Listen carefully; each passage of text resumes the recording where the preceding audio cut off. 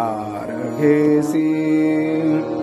अद्वैत परिपूर्ण निरालंब तुझे माणिक माणिक गुरुराज मूर्ती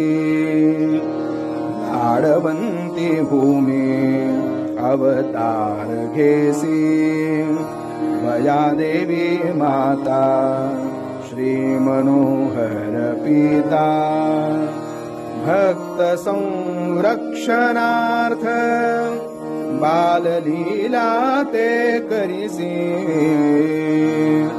माणिक माणिक गुरुराज मूर्ती भीमाबाई सीवर पुत्र प्राप्ती ते देसी गोविंदा ते मृत्यू भयते सुखविसी काही काळ कल्याण क्षेत्री तू वससी माणिक माणिक गुरुराज मूर्ती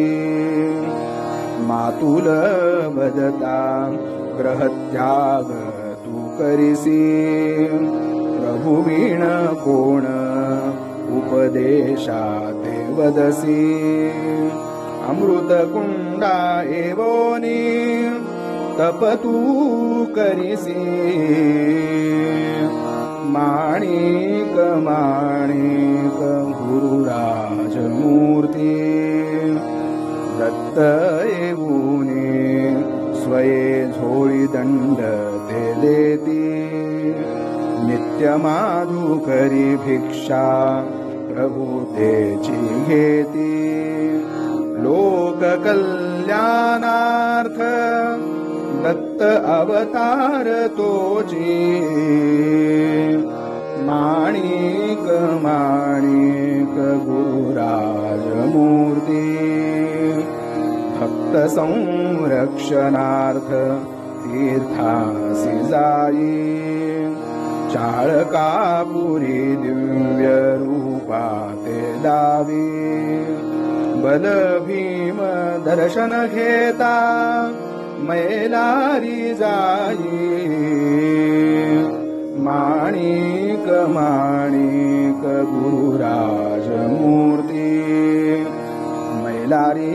येती दर्शनासी अनेक ही देवी व्यंकम्मा प्रभु दर्शनास समाधि ध्यान योग सहज ते दावी माणिक माणिक गुरुराज मूर्ती केतकी संगमे राक्षसावर देती भूत प्रेतादिक ते मुक्त ते करीती सकल दीन जनांचे दुःख ते हरिती माणिक माणिक गुरुराज मूर्ती बाळंभट्टा सांब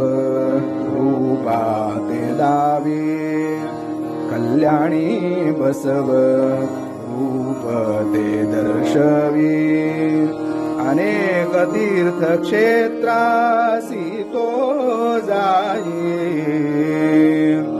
माणिक माणिक गुरुराज मूर्ती पुरी द्वारा बद्री काशी पंढरीस केदारीसी रामेश्वर गाण गास लोक कल्याणार्थ क्षेत्रासी जाई माणिक माणिक गुरुराज मूर्ती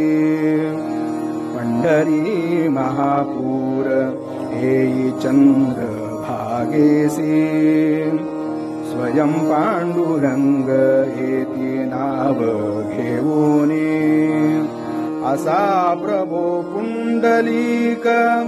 माणिक वरदा माणिक माणिक गुरुराज मूर्ती विदुर नगरी विश्वरूपा लाघवी सर्परूप योगी धरणी नरसिंहिने दिव्य लीला प्रभुची आहे असी माणिक माणिक गुरुराज मूर्ती नानानाचासी तू संरक्षिसी मल्लमत्त खानाते अहंता मिटविसी दर्शन होता सकल तापत्रय हरिसी माणिक माणिक गुरुराज मूर्ती गुरुगंगा विरजा संगमेसी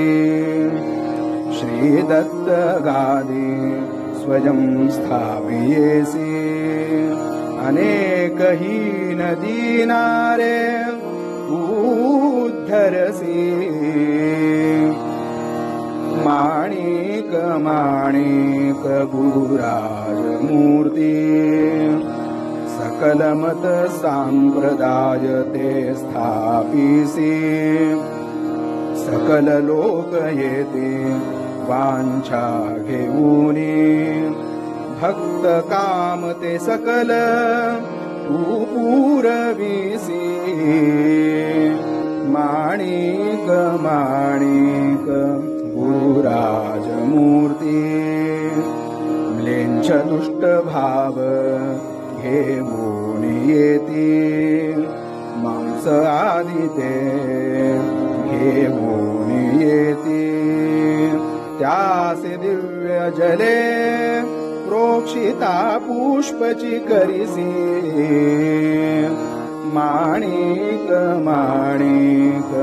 गुरुराज मूर्ती भक्त काम ब्रीदाते साकार करिसी परब्रह्म रूप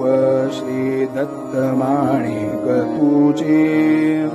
अद्वैत मूर्ती श्री माणिक तुझे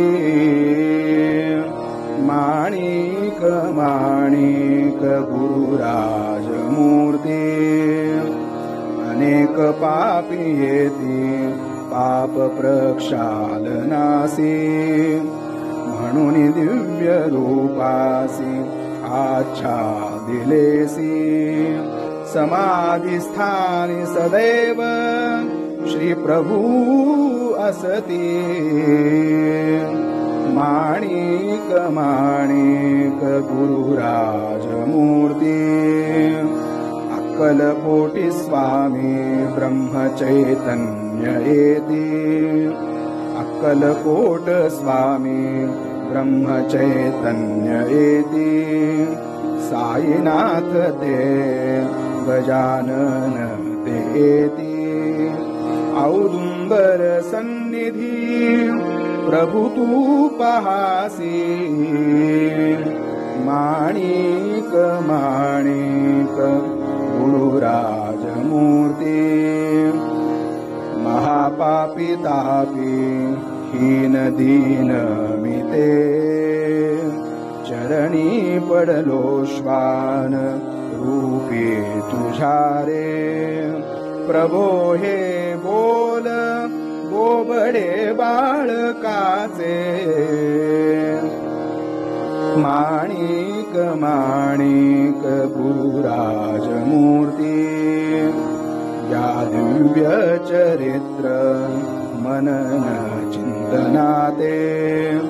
सद्भक्ता प्रभु कृपा होयते शीघ्र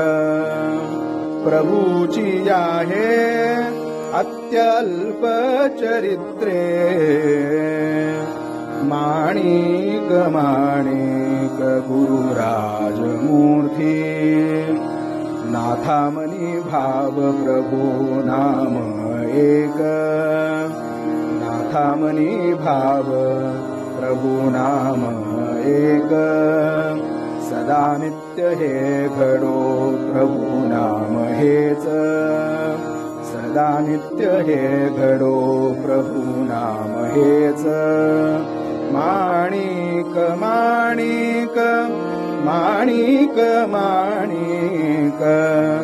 माणिक माणिक गुरुराज मूर्ती माणिक माणिक गुरुराज मूर्ती